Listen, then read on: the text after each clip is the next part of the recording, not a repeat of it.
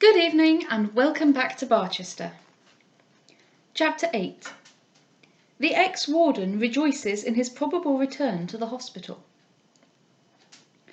Among the ladies in Barchester who have hitherto acknowledged Mr. Slope as their spiritual director must not be reckoned either the widow Bold or her sister-in-law.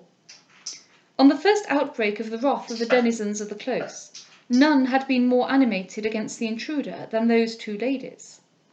And this was natural. Who could be so proud of the musical distinction of their own cathedral as the favourite daughter of the precentor? Who would be so likely to resent an insult offered to the old choir?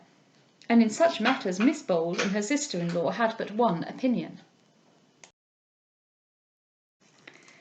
This wrath, however, has in some degree been mitigated, and I regret to say that these ladies allowed Mr. Slope to be his own apologist. About a fortnight after the sermon had been preached, they were both of them not a little surprised by hearing Mr. Slope announced, as the page in buttons opened Mrs. Bold's drawing-room door. Indeed, what living man could, by a mere morning visit, have surprised them more? Here was the great enemy of all that was good in Barchester, coming into their own drawing-room, and they had no strong arm, no ready tongue near at hand for their protection. The widow snatched her baby out of the cradle into her lap, and Mary Bold stood up ready to die manfully in that baby's behalf, should under any circumstances such a sacrifice become necessary. In this manner was Mr. Slope received, but when he left he was allowed by each lady to take her hand, and to make his adieu as gentlemen do who have been graciously entertained. Yes, he shook hands with them, and was curtsied out courteously, the buttoned page opening the door, as he would have done for the best canon of them all. He had touched the baby's little hand, and blessed him with a fervid blessing. He had spoken to the widow of her early sorrows, and Eleanor's silent tears had not rebuked him. He had told Mary Bold that her devotion would be rewarded, and Mary Bold had heard the praise without disgust. And how had he done all this? How had he so quickly turned aversion into at any rate acquaintance? How had he overcome the enmity with which these ladies had been ready to receive him, and made his peace with them so easily? My readers will guess from what I have written that I myself do not like Mr. Slope, but I am constrained to admit that he is a man of parts. He knows how to say a soft word in the proper place. He knows how to adapt his flattery to the ears of his hearers. He knows the wiles of the serpent, and he uses them. Could Mr. Slope have adapted his manners to men as well as to women, could he ever have learnt the ways of a gentleman, he might have risen to great things. He commenced his acquaintance with Eleanor by praising her father. He had, he said, become aware that he had unfortunately offended the feelings of a man of whom he could not speak too highly.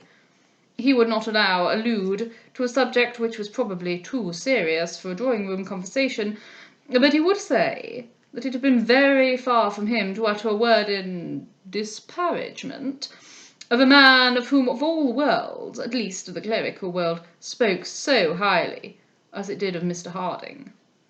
And so he went on, saying a great deal of his sermon, expressing his highest admiration for the precentor's musical talents, eulogizing the father and the daughter and the sister-in-law, speaking in that low, silky whisper which he always had specially prepared for feminine ears, and ultimately gaining his object. When he left, he expressed a hope that he might again be allowed to call, and though Eleanor gave no verbal assent to this, she did not express dissent, and so Mr. Slope's right to visit at the widow's house was established. The day after this visit, Eleanor told her father of it, and expressed an opinion that Mr. Slope was not quite so black as he had been painted. Mr. Harding opened his eyes rather wider than usual when he heard what had occurred, but he said little. He could not agree in any praise of Mr. Slope, and it was not his practice to say much evil of anyone. He did not, however, like the visit, and simple-minded as he was, he felt sure that Mr. Slope had some deeper motive than the mere pleasure of making soft speeches to two ladies. Mr. Harding, however, had come to see his daughter with other purpose than that of speaking either good or evil of Mr. Slope. He had come to tell her that the place of warden of Hiram's hospital was again to be filled up, and that in all probability he would once more return to his old home and his 12 bedesmen. But, said he, laughing, I shall be greatly shorn of my ancient glory. Why so, papa? This new Act of Parliament, that is to put us all on our feet again, continued he, settles my income at £450 per annum. 450, said she, instead of 800. Well, that is rather shabby. But still, papa, you'll have the dear old house and the garden. My dear, said he, it's worth twice the money. And as he spoke, he showed a jaunty kind of satisfaction in his tone and manner, and in the quick, pleasant way in which he placed Eleanor's drawing-room. It's worth twice the money. I shall have the house and the garden, and a larger income than I can possibly want. At any rate, you'll have no extravagant daughter to provide for. And as she spoke, the young widow put her arm within his, and made him sit on the sofa beside her. At any rate, you'll not have that expense. No, my dear, and I shall be rather lonely without her. But we won't think of that now. As regards income, I shall have plenty for all I want. I shall have my old house, and I don't mind owning now that I have felt sometimes the inconvenience of living in a lodging. Lodgings are very nice for young men, but at my time of life there is a want of, I hardly know what to call it, perhaps not respectability. Oh, papa, I'm sure there's been nothing like that.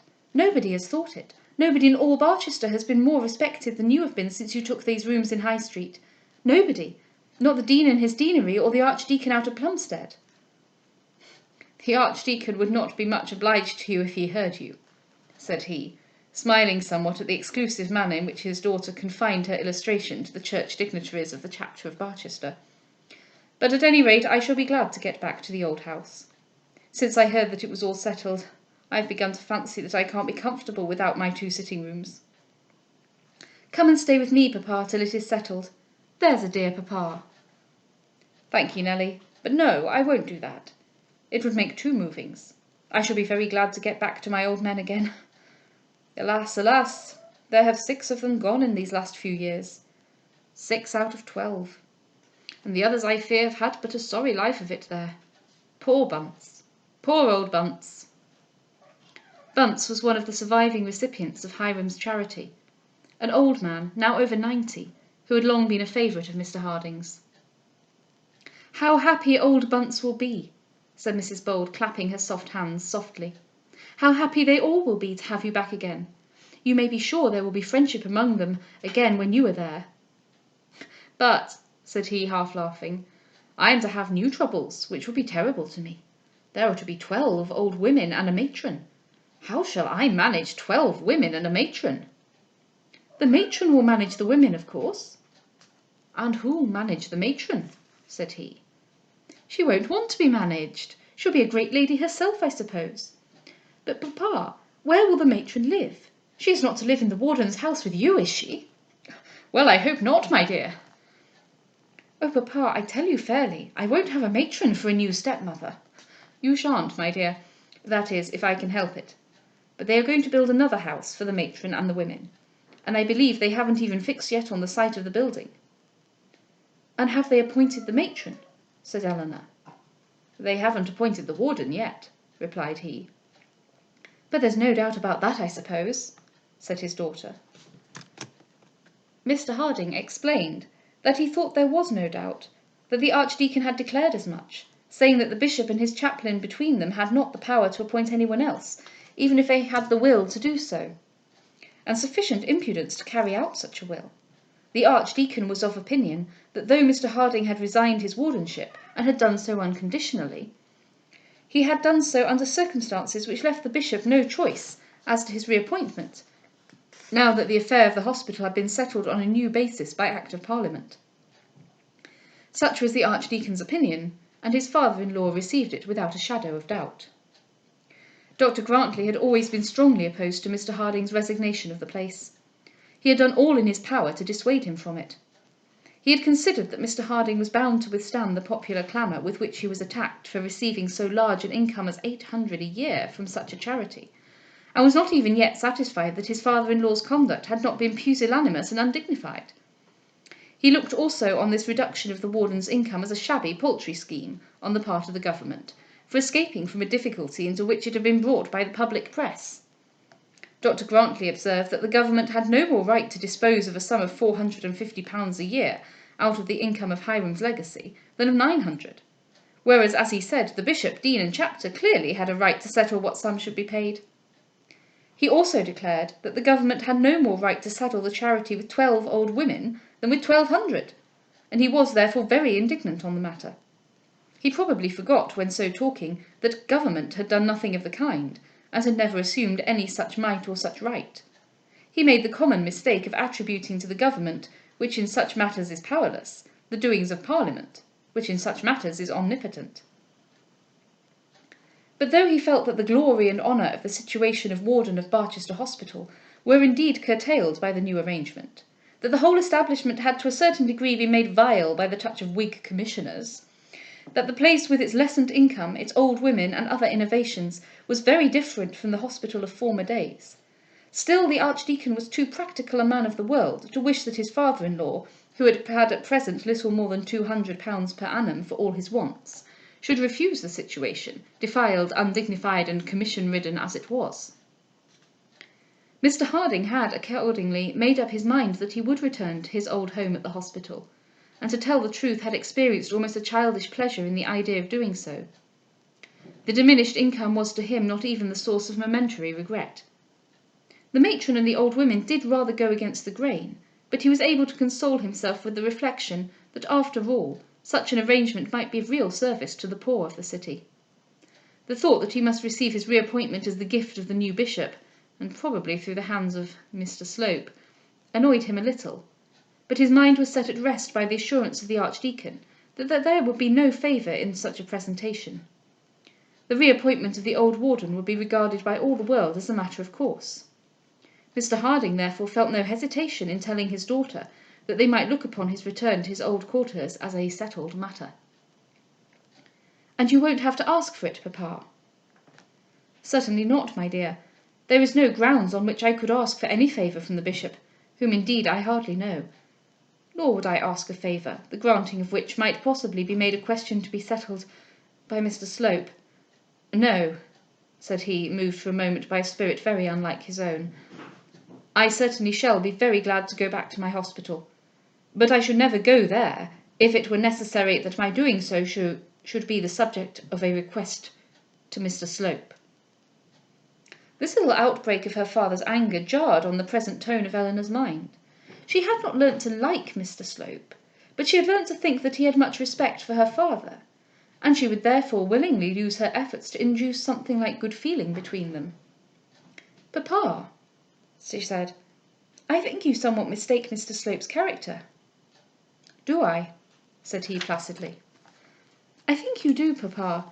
I think he intended no personal disrespect to you when he preached the sermon which made the Archdeacon and the Dean so angry." "I never supposed he did, my dear. I hope I never inquired within myself whether he did or no. Such a matter would be unworthy of any inquiry, and very unworthy of the consideration of the chapter. But I fear he intended disrespect to the ministration of God's services, as conducted in conformity with the rules of the Church of England." "But might it not be that he thought it his duty to express his dissent from that which you and the Dean and all of us here so much approve?" "It can hardly be the duty of a young man rudely to assail the religious convictions of his elders in the Church. Courtesy should have kept him silent, even if neither charity nor modesty could do so." "But Mr. Slope would say on such a subject, the commands of his heavenly Master do not admit of his being silent." "Nor of his being courteous, Elinor?" "He did not say that, papa." "Believe me, my child, that Christian ministers are never called on by God's words to insult the convictions or even the prejudices of their brethren, and that religion is at any rate not less susceptible of urbane and courteous conduct among men than any other study which men may take up. I am sorry to say that I cannot defend Mr. Slope's sermon in the cathedral.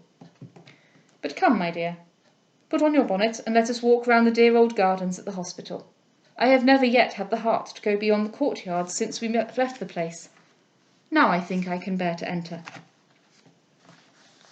Elinor rang the bell, and gave a variety of imperative charges as to the welfare of the precious baby, whom, all but unwillingly, she was